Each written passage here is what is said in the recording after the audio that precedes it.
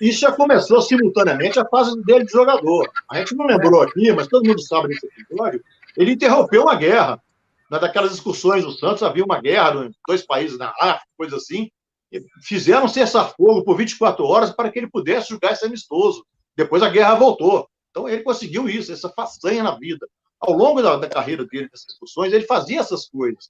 Ele jogando nos Estados Unidos, ele passou a frequentar um jet set internacional. Foi recebido por quantos presidentes? Pelo Carter, pelo Reagan, pelo Ford. Só na Casa Branca ele foi umas 3 ou 4 vezes. Então ele começou a conviver com artistas de Hollywood. O Robert Redford chegou para ele: porra, você é famoso, cara. Não imaginava que você fosse tão famoso. Então ele tinha esse lado, assim, a convivência dele. Eu vi o Pelé em Madrid, eu vi o Pelé em Guayaquil, eu vi o Pelé em Melbourne, na Austrália, e havia multidões cercando. A Austrália não sabe nem quem é futebol, e o Pelé era cercado.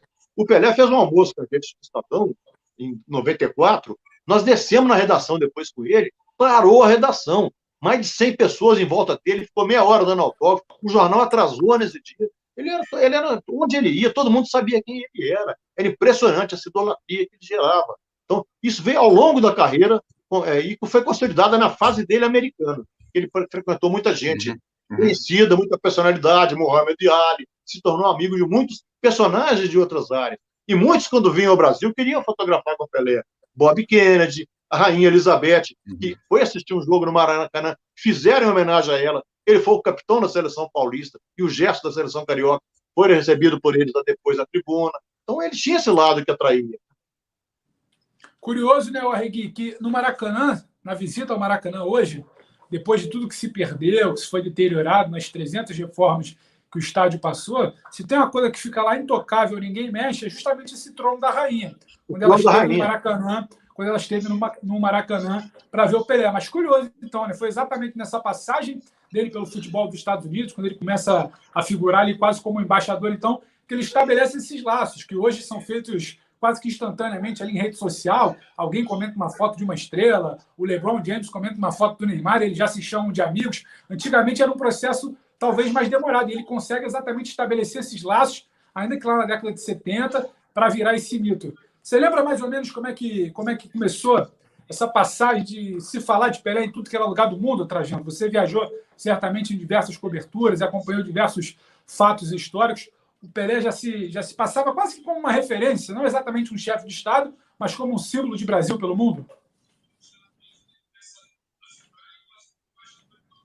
Nenhum brasileiro foi tão famoso como o Pelé. Eu acho que até hoje.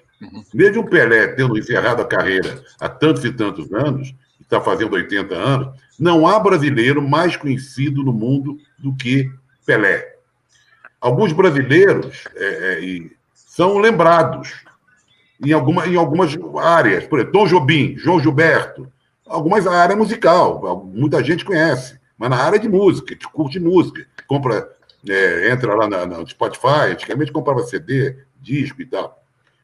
Niemeyer, numa área mais intelectual, arquitetura, né? Paulo Freire, na área também de educação, os livros do Paulo Freire. Nós temos brasileiros ilustres, Darcy Ribeiro, mas em áreas específicas, educação, teatro, cinema e tal.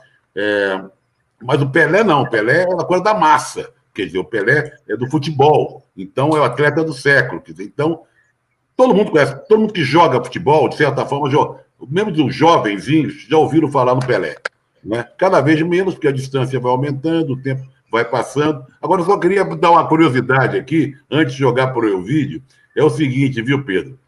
Que eu soube outro dia. Quando o Pelé foi morar em Nova York, ali, inclusive, ele alavancou a carreira dele publicitária. Ele começou a ganhar dinheiro indo para Nova York. Até então, ganhava muito bem, sei lá o que e tal, mas é ali que ele começou a fazer fortuna, a fazer grandes contratos, era contratado da Warner e tal.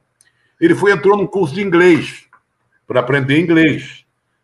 E quem foi contemporâneo dele, se cruzaram, tiraram fotos, se abraçaram nesse mesmo curso? John Lennon. O Lennon estava no curso, mas aprendendo japonês, porque já estava com a Yoko. Veja vocês o que é a natureza, como diria Zé Trindade.